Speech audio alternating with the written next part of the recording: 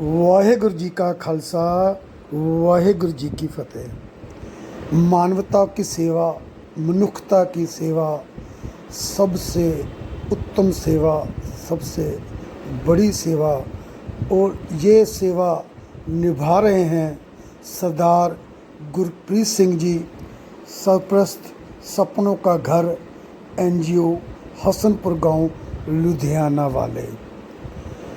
आज मैं जो गाथा आपके सामने रख रहा हूँ, जो दास्तां दुखों की मैं आपके सामने रख रहा हूँ, वह आगरा से माइग्रेट होकर आई पंजाब के गुज्जरवाल गांव में बहन परमजीत कौर के दुखों की दास्तान, जो आपको मैं बहुत दुखी हृदय के साथ बताने जा रहा हूँ। मैं बात करूं परमजीत कौर बहन जी की, इनके हस्बैंड की डेथ हो चुकी है और इनके 4 लड़के हैं। एक लड़का पोलियो का मरीज है, एक लड़का गुम हुआ है, एक लड़का इनसे अलग रहता है और एक लड़के की वाइफ की डेथ हो गई थी, उसने दूसरी शादी करा ली और वो नहीं पूछता अपनी बुजुर्ग माँ परमजीत कौर जी को। और उसका एक बेटा है जिसे दोबारा शादी कराई थी, उसका बेटा है इंद्रजीत सिंह, जो कि मंदबुद्धि है, 17-18 वर्ष का हो चुका है, बच्चों जैसे बिहेव करता है और अपनी दादी माँ को पीटता रहता है, धक्के मारता रहता है, उसे गिराता रहता है और चोटें मारता रहता है। बहुत डरी हुई हैं बहन हमारी परमजीत कौर जी कि कब वो धक्का मारेगा और उसको चोट पहुँचाएगा। दांत भी उसके टूट चुके हैं बहन परमजीत कौर के बेटे के बार बार धक्के मारने से। जो उसका बाप है इंद्रजीत का, जो बेटा है इसका परमजीत कौर का, जिसे दूसरी शादी करा ली, वो वापस ही नहीं लौटा, आया ही नहीं, ना अपने बेटे को मिलने के लिए, ना ही अपनी बुजुर्ग माँ को मिलने के लिए। बाप भी चला गया तो भी नहीं आया। भाई अपंग हैं, एक भाई गुम है, कोई हाल चाल पूछने के लिए नहीं आया।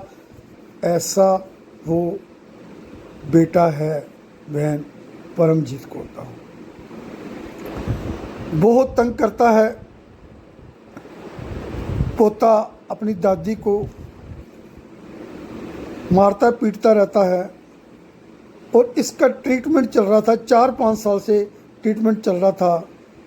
मेडिसिन लेने आ रहे थे यही सपनों के घर से, क्योंकि ऐसे लोगों को हमारे गुरप्रीत सिंह जी बिल्कुल फ्री देते हैं, दवा दारू देते हैं, फ्री इलाज करा कर देते हैं। बोलती थी माँ जो बहन परमजीत कौर कि इसको आप संभाल लो, लेकिन गुरप्रीत जी सिंह जी बोलते थे कि आप अभी संभालने के लायक हो, क्योंकि परमजीत कौर को डर लगता था कि मेरे जाने के बाद इसका क्या होगा, इसको कौन संभालेगा, क्या चाचा संभालेगा, ताया संभालेगा, बाप संभालेगा, जो देखने तक इसको नहीं आते। ये स्टोरी परमजीत कौर बहन जी की है, जो दुखी हुई पड़ी है अपने पोते की हरकतों से और बेटों की हरकतों से कि उसे पूछते भी नहीं हैं। एक वर्ड होता है रिस्पॉन्सिबिलिटी, फर्ज। आज बहुत दुख से कहना पड़ रहा है कि खून सफ़ेद हो चुका है। अपनी रिस्पॉन्सिबिलिटी कोई समझता ही नहीं है। बेटे को पैदा कर दिया, अगर घरवाली मर गई, दूसरी शादी कर ली, तो बेटे को कौन पालेगा? माँ को कौन पालेगा? और अपनी जिम्मेवारी से मुक्त होकर अपनी दूसरी वाइफ के साथ आनंद ले रहा है, जिंदगी जी रहा है, मुनकर है अपनी ड्यूटी से, अपनी रिस्पॉन्सिबिलिटी से। ये आज का समाज है। हमें अपने आप को मजबूत करना पड़ेगा, क्योंकि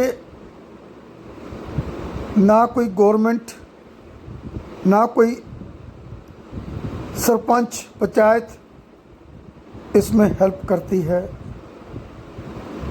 लोग ही लोगों के काम आते हैं। और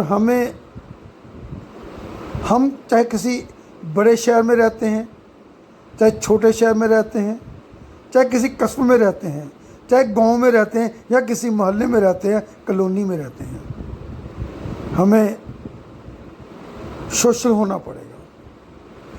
हमारे चौगिर्द ऐसे लोग रह रहे हैं जो बहुत दुखी हैं।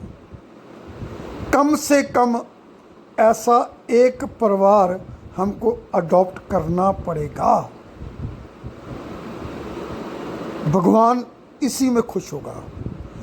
अगर आपने ऐसे किसी दुखी परिवार को अडॉप्ट कर लिया, तो आपको गुरुद्वारा, मंदिर, मस्जिद, चर्च कहीं भी जाने की ज़रूरत नहीं है। आपने भगवान को उसकी सेवा कर यहीं पा लिया। अब सरदार गुरप्रीत सिंह जी क्या कर रहे हैं? वो सेवा कर रहे हैं, पब्लिक की सेवा कर रहे हैं, समाज सेवा कर रहे हैं।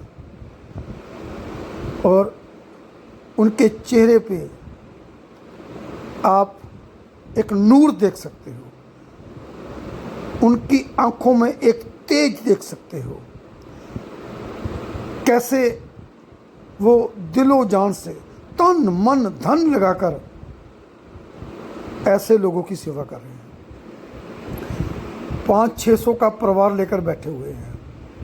हमें भी जाना चाहिए, वहाँ जाकर देखना चाहिए कि कैसे सेवा हो रही है, और तन मन के साथ वहाँ पे सेवा करनी चाहिए। धन भी देकर आ सकते हो, आपकी खुशी है, लेकिन तन और मन के साथ भी अगर सेवा करके आओगे तो आपको शांति मिलेगी। अच्छा लगा हो तो लाइक कीजिए, शेयर कीजिए। आप सबकी तरक्की के लिए, कामयाबी के लिए, तंदुरुस्ती के लिए मैं परम पिता परमात्मा वाहिगुरु के आके अरदास करता हूँ कि आप सब खुशहाल हों और तंदुरुस्त रहें। आपका अपना दोस्त NPS खालसा, नरेंद्र पाल सिंह खालसा, लुधियाना, पंजाब से। Thank you very much.